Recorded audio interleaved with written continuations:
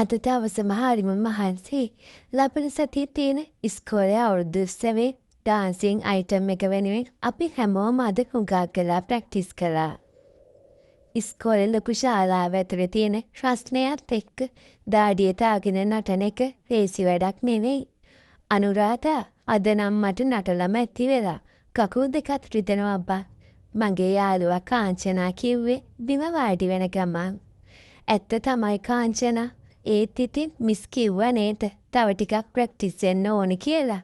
මේක අපේ අන්තිම අවුරුද්දනේ. මම කිව්වේ මගේ වතුර බෝතලෙන් උගුරක් බොන ගමන්. අපි දෙන්න ටික වෙලාවක් එතන කතා කර කර හිටියා. වෙලාව ගෙවෙනවා දැනුනේ නැහැ. හවස 6ත් පහුවෙලා කියලා දැක්කේ ඉස්කෝලේ වොච්මන් අංකල් ඇවිත් ශාලාවේ ලයිට් නිවන්න පටන් ගත්තමයි. අයියෝ දැන් වෙලාව 7ටත් කිට්ටුයි. මම ඉක්මනට යන්න ඕනේ. අම්මලා බලන් ඇති. මම කලබලේ බෑග් එක අරන් නැගිට්ටා. පරස්සමින් ඵලයන් අනුරාධා දැන් රෑ වෙලානේ. කාංචනා කිව්වා. මම ඉස්කෝලෙන් එළියට බැස්සේ හරිම කලබලෙන්. පාරේ ලයිට් කණු පත්තු වෙලා තිබුණත් පාර ටිකක් පාළුයි. මම ඉක්මනට බස් හෝල්ටකට දිව්වා. වාසනාවකට වගේ ගමට යන අන්තිම බස් එක එතන තිබුණා. මම හතිදාගෙන බස් එකට නැංගා. බස් එකේ හොඳටම සෙනග. ඒ ජනේලේ අයින එක ෂීට් එකක් හිස්ව තියෙනවා මම දැක්කා. මම ඉක්මනට ගිහින් ඒකේ වාඩි වුණා. මගේ එහා පැත්තේ වාඩි වෙලා හිටියේ අපේ තාත්තගේ යාළුවෙක් වෙන සුදත් අංකල්. ආරාධතුවේ මොකද මේ වෙලාවේ? ඉස්කෝලේ පන්ති තිබුණද? සුදත් අංකල් මගෙන් hina වෙලා ඇහුවා. ඔව් අංකල් ඩාන්සින් ප්‍රැක්ටිස් තිබුණා. ඒකයි මෙච්චර රෑ වුනේ. මම කිව්වේ හිතට ලොකු සහනයක් දැනුන නිසා. අඳුරන කෙනෙක් ඉන්න එක ලොකු හයියක් කියලා මට හිතුණා. ඒක මිසක් තාත්තා දන්නවද ඔයා මෙච්චර රෑ වෙනවා කියලා? එයා ආයෙත් ඇහුවා. ඔව් අංකල් මම කෝල් කරලා කිව්වා. මම කෙටි උත්තරයක් දීලා ජනේලෙන් එළිය බලන් හිටියා. ටික වෙලාවකින් බස් එකට තවත් සෙනඟ පිරුණා. මිනිස්සු එකා පිට එකා තෙරපෙනවා. මම ජනේලෙට තවත් හේතු වුණා. සෙනඟ වැඩිකමට මිනිස්සු මගේ ඇඟටත් තෙරපෙනවා. ඒ ඇස්සේ මට එකපාරටම දැනුණා. මගේ කකුල උඩ මොකක්ද වතක් එහෙම මෙහෙ යනවා වගේ. මුලින්ම මම හිතුවේ සෙනඟ වැඩිකමට කාගේ හරි අතක් අහම්බෙන් වැදුණා කියලා. මම බයෙන් ගැහිලා බැලුවා. මට අදහගන්න බැරි වුණා. ඒ සුදත් අංකල්ගේ අත. මට මුළු ලෝකෙම නතර වුණා වගේ දැනුණා.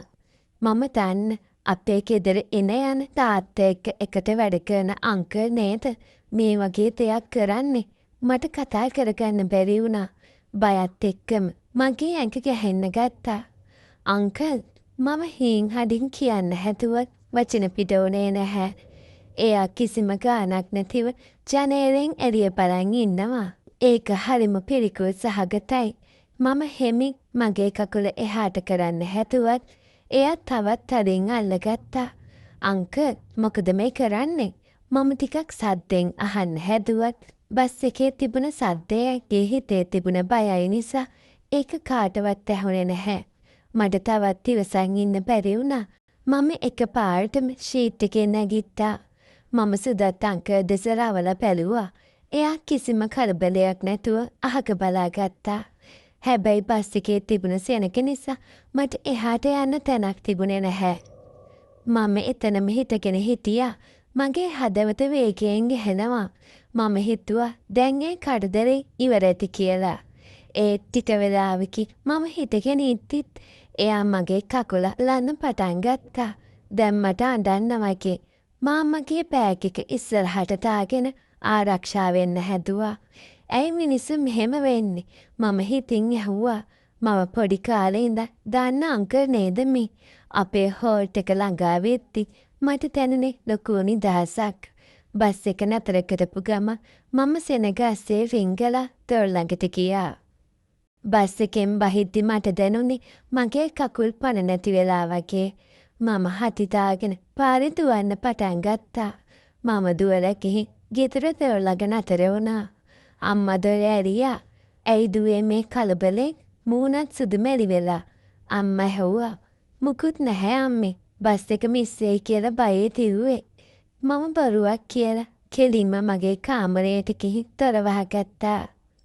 මම ඇඳට වැටිලා හයියෙන් ඇඬුවා. ඒ වෙලාවේ මට මැසේජ් එකක් ෆෝන් එකට ආවා. ඒ මගේ හොඳම යාළුවා කවිඳුගෙන්. අනුරාධා ගෙදර ගියාද? අඳ හුඟක් රෑ වුණා නේද? මම බයෙන් හිටියේ. කවිඳු එවල තිබුණා. මම හෙමින් ෆෝන් එක අරන් එයාට කෝල් එකක් ගත්තා. කවිඳුගේ කටහඬ ඇහුණ ගම මට ආයෙත් ඇඬෙන්න ආවා. කවිඳු මට හරි බයයි. මම කිව්වේ ඉකි ගහමින්. ඇයි අනුරාධා මොකද වුනේ? කවුරු හරි මොනවා හරි කිව්වද? කවිඳු කලබලයෙන් ඇහුවා. මම වෙච්ච හැමතේම එයාට කිව්වා. කවිඳු ගොඩාක් කියලා නිශ්ශබ්දව අහන් හිටියා. ඔය සුදත් අංකල් නේද? මම ඕකව දන්නවා. අනුරාධා ඔයා බය වෙන්න එපා. ඔයාගේ වැරද්දක් නෙවෙයි ඒක. මිනිස්සුන්ගේ ගත් තමයි ඕවා. මම හෙට ඔයා හම්බ වෙන්න එන්නම්. කවිඳු මාව සනසන්න හැදුවා. මම කොහොමද හෙට ඉස්කෝලේ යන්නේ? මට බස් එකේ යන්නත් බයයි දැන්. මම කිව්වා. පිස්සුද? ඔයා ඔහොම බය වුණොත් ඒ වගේ මිනිස්සු තව දේවල් කරයි. මම හෙට උදේට ඔයාව එක්කන් යන්න එන්නම්. අපි දෙන්න එකට යමු. ඔයා දැන් ඕක හිතන්න එපා. මම ඉන්නවනේ ඔයාට. කවිඳුගේ ඒ වචන ටික මගේ හිතට ලොකු ශක්තියක් වුණා. ස්තුතියි කවිඳු. ඔයා නැත්තම් මම මොනව කරයිද මන්දා. මම හිත නිවුන නිසා කිව්වා. දැන් ගිහින් මූණකට සෝදගෙන මොන හරි කාලා නිදා ගන්න. මම හෙට උදේ 7ට ඔයාලගේ ගේ ළඟ ඉන්නවා. පරිස්සමෙන් ඉන්න. කවිඳු ආදරෙන් කිව්වා. මම ෆෝන් එක තියලා හිතුවා.